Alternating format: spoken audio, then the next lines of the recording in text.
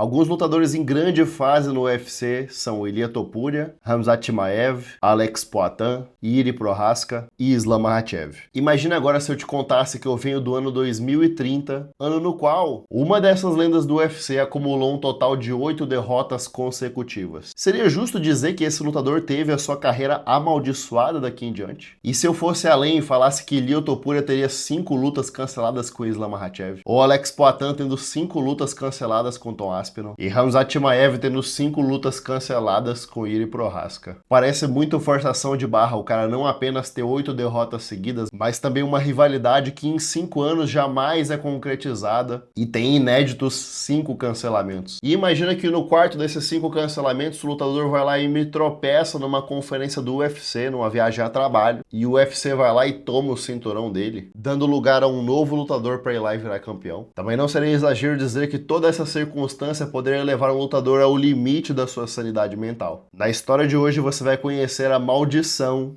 de Tony Ferguson, o lutador com a sequência lendária de 12 vitórias consecutivas no UFC, que num belo dia viu tudo que ele construiu durante 12 anos desmoronar e que tragicamente chegou à maior sequência de derrotas consecutivas do UFC. Lembre-se que você também pode ser um patrocinador oficial do canal clicando aqui no botãozinho Seja Membro do lado de inscrever-se. Contribuindo com um valor mensal simbólico, vocês ajudam a fazer esse canal chegar aos 100 mil inscritos, então não se esquece de deixar o seu like, se inscrever e clicar em Seja Membro. Tamo junto. Nascido em 12 de fevereiro de 1984, Anthony Armand Padilha, em boa parte da infância teve apenas a sua mãe, e posteriormente ele adotou o sobrenome Ferguson, que veio do seu padrasto escocês-americano. Where are you from? For example, Oxnard. Okay. Ferguson nasceu em Oxnard, na Califórnia, mas cresceu principalmente em Muskegon, no Michigan. Durante a escola, Tony praticava futebol americano, beisebol e wrestling. E foi no wrestling que ele obteve destaque, se tornando campeão da divisão até 70 quilos em 2002. E já na faculdade ele foi campeão nacional de wrestling no ano de 2006. Ao se mudar de volta para a Califórnia, Tony mantinha 2 empregos. Um durante o dia, onde ele trabalhava com vendas e marketing, e o outro na parte da noite, onde ele trabalhava como segurança em uma boate. Uma noite, enquanto ele trabalhava como segurança nessa boate, um freguês notou as orelhas de couve-flor de Tony Ferguson e puxou conversa com ele sobre o background dele no wrestling. E esse freguês, não por acaso, era um treinador local numa academia de MMA. E ele convidou Tony para ir treinar com eles. Então pode-se dizer que a orelha estourada de couve-flor do Tony Ferguson foi o que fez ele parar no mundo das lutas. Pois dali em diante ele levaria a sério a carreira dele como lutador. Tony começou a sua carreira profissional de MMA lutando em pequenas organizações pela Califórnia no ano de 2008, acumulando vitória atrás de vitória por nocaute, finalizando na sua terceira luta profissional Joe Schilling, o então campeão mundial de Muay Thai, e tendo 7 de suas primeiras 10 vitórias por nocaute, 2 por finalização e apenas uma decisão dos jurados. E com apenas 2 anos de carreira, com um cartel de 10 vitórias e 2 derrotas, já em 2010, Tony Ferguson se inscreveu no The Ultimate Fighter, o TUF, reality show do UFC. Entretanto, nas suas 2 primeiras inscrições, Tony não foi chamado para participar do reality, e foi apenas na 13ª edição do TUF, em 2011, com os times de Brock Lesnar e Junior Cigano, que a equipe de Lesnar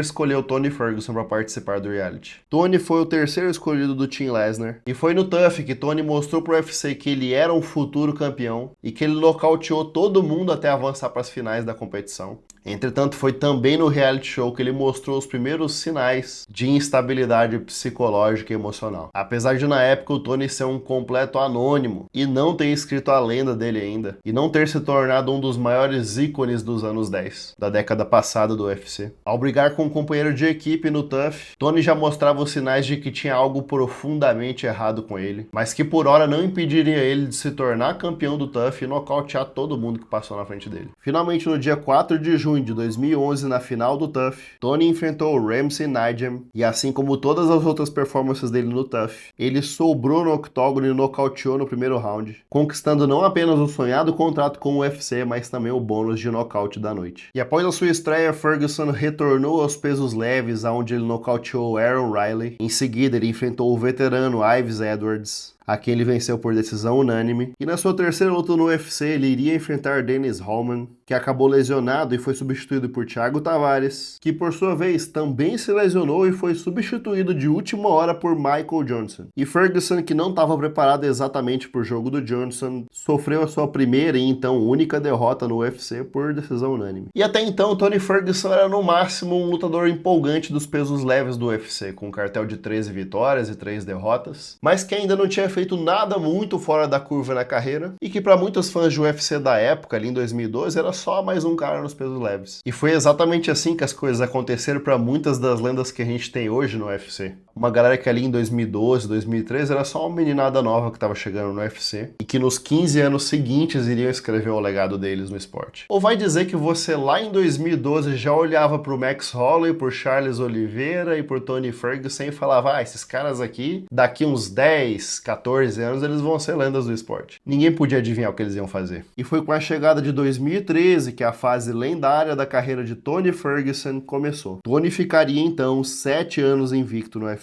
Construiria uma sequência lendária de 12 vitórias consecutivas, estando até hoje empatado com Amanda Nunes e Alexander Volkanovski, sendo que dessas 12 vitórias, metade foram finalizações, 3 foram nocautes e apenas 3 foram decisões. E foi no UFC 166, em outubro de 2013, que o primeiro finalizado por Ferguson foi Mike Reel, com a finalização que se tornaria a marca registrada de Tony, uma Brabo Choke. Em 2014, Tony lutou 3 vezes, nocauteando Katsunori Kikuno, vencendo Danny Castilho por decisão e finalizando Abel Trujillo com o Mata-Leão. E foi após finalizar o veterano Gleison Tibau também com o Mata-Leão no UFC 184, em fevereiro de 2015, que 2 top contenders da divisão peso leve do UFC entrariam em rota de colisão pela primeira vez. O californiano Tony Ferguson teria a data marcada para lutar com o russo Khabib Nurmagomedov.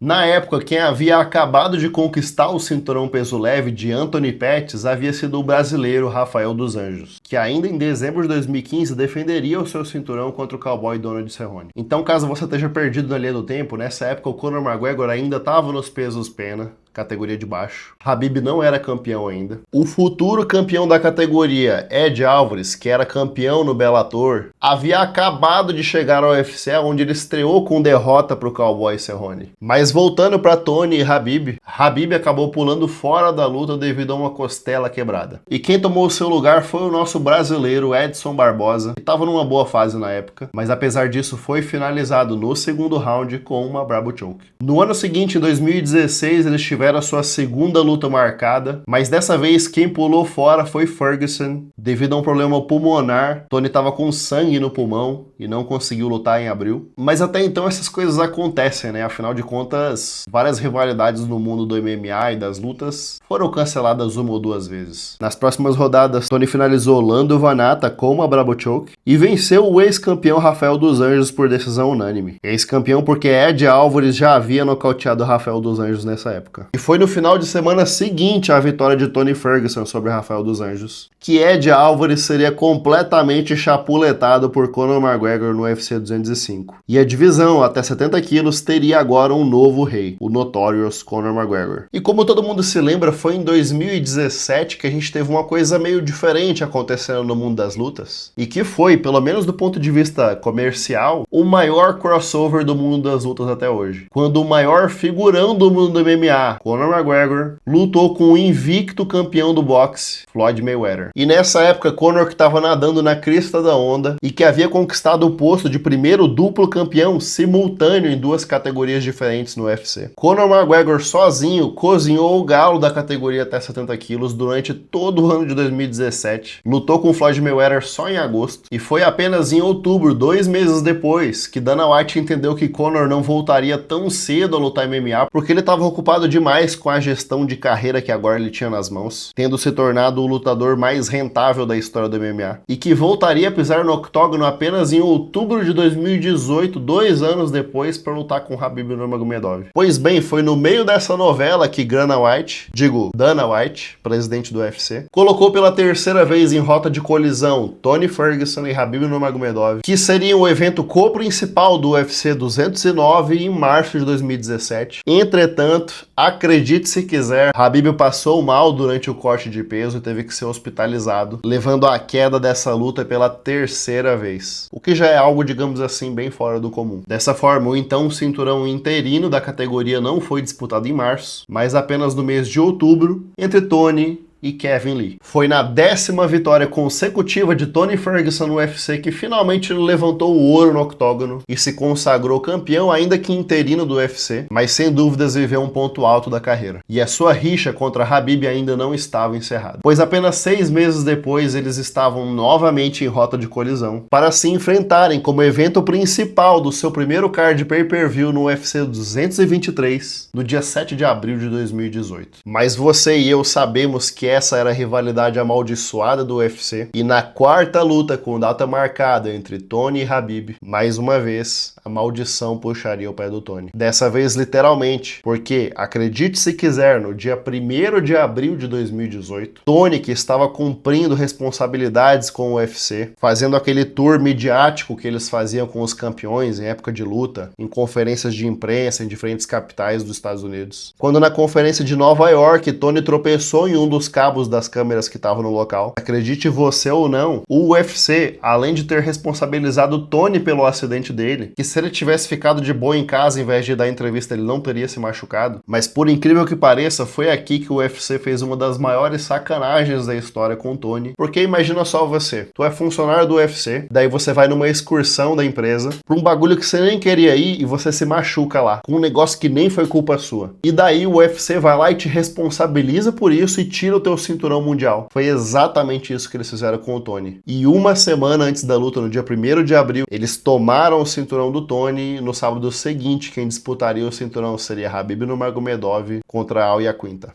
Não pelo cinturão interino, mas pelo cinturão indiscutível. Cinturão indiscutível porque o então campeão Conor McGregor havia acabado de ser preso e destituído do seu cinturão linear. E caso você não saiba ou não se lembre do incidente que levou à prisão do McGregor, o afastamento dele do UFC, eu vou deixar aqui na tela agora um breve lembrete do que aconteceu nessa treta de bastidores aqui. Caso você queira saber mais dessa história, eu vou deixar o card pro documentário do Conor no final dessa história de hoje. Mas, voltando para Khabib Nurmagomedov, foi ali que ele se coroou o novo campeão dos pesos leves, no dia 7 de abril de 2018. E o Tony, que agora não apenas havia sido passado para trás pelo UFC, teve que esperar a vez dele na fila enquanto o Conor e o Khabib se resolviam. E nesse meio tempo o UFC botou ele para bater no Anthony Pettis. Nessa luta que sinceramente foi um show de violência, no qual a gente viu aqui um Tony no auge, batendo no Anthony Pettis como se ele fosse um moleque da esquina, e saindo ensanguentado da luta, e vencendo a luta por nocaute no segundo round depois de tomar um banho do sangue do Anthony Pettis. Isso aqui foi cinema. Entretanto, você deve imaginar o quão frustrante pode ser para um lutador ele conquistar o cinturão, perder o cinturão por causa de um erro que não foi dele, ser destituído de forma injusta, ver o russo do Daguestão chegando ao topo da divisão depois de ter 4 lutas canceladas com ele, e ver esse mesmo russo alcançando fama global depois de bater no Conor McGregor e ficar rico, e tendo que esperar a vez por mais 2 anos até ele ter uma 5ª oportunidade de lutar com o Khabib, levando tudo isso em consideração, há de se pensar que muita gente perderia um pouco da sua sanidade mental. E infelizmente no caso do Tony não foi diferente. Ele teve um surto psicótico e passou por uma das intervenções mais constrangedoras do mundo das lutas, quando a sua esposa teve que ligar para a polícia e pedir ajuda para eles, porque o Tony havia coringado completamente, estava desmontando a casa inteira, acreditando que haviam colocado câmeras escondidas e escutas na casa dele, e ferindo o próprio joelho porque acreditava que havia um tipo de chip no joelho dele, que estavam rastreando ele, chegando a surtar até mesmo com a própria esposa, duvidando que ela era realmente ela, e acreditando que haviam trocado a esposa dele por uma outra pessoa. No comecinho de 2019, Tony foi levado a um centro de reabilitação, reconhecendo que havia algo errado com ele, e foi em junho desse mesmo ano que, mesmo sem campo completo, Tony enfrentou o cowboy Donald Cerrone, vencendo a luta por nocaute no segundo round. E agora que Khabib Nurmagomedov havia derrotado Dustin Poirier na disputa pelo cinturão em setembro de 2019, o caminho para Tony Ferguson finalmente lutar contra Khabib parecia limpo novamente. E na virada da década, no comecinho de 2020, finalmente Tony e Khabib estavam pela quinta vez com data marcada para se enfrentarem no evento principal do UFC 249. Porém, entretudo, contanto, todavia, no ano de 2020 algo muito estranho estava acontecendo no mundo. E já dos meses de fevereiro para março de 2020, havia sido decretado estado de pandemia global devido ao Covid-19. Khabib Nurmagomedov, temendo pela vida do seu idoso pai e treinador Abdulmanap Nurmagomedov, pulou fora da luta. Dana White, coitado, envelheceu uns 10 anos nessa época aqui. Eles não cancelaram nenhuma edição do UFC aqui, mas eles atrasaram o UFC 249, que seria no 18 de abril, e foi jogado um pouco para frente ali por 9 de maio. E toda a logística por trás da reserva dos ginásios com antecedência para cada evento do UFC, tudo havia virado um caos e o Dana White teve que puxar da manga a Ilha da Luta na época, que foram aquelas edições do UFC em 2020 sem plateia, para evitar contaminação e respeitar o distanciamento social. E nessa altura do campeonato, depois de ter a quinta luta cancelada com o Khabib Nurmagomedov,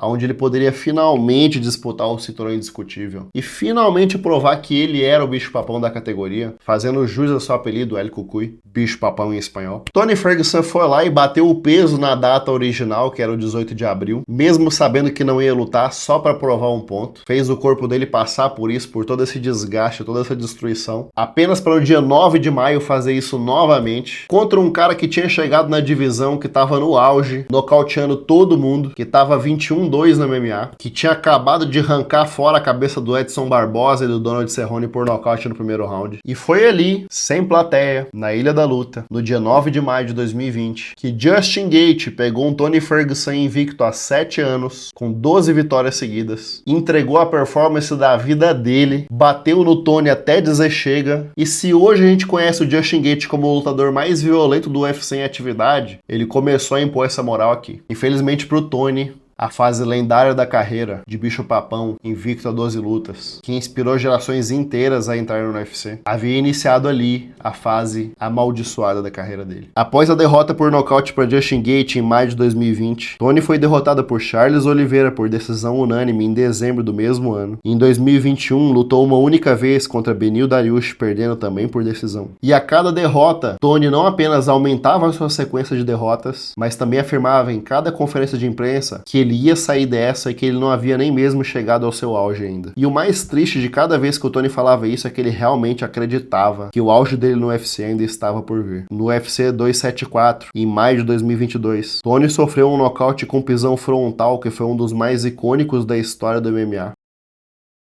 por Michael Chandler no segundo round da luta.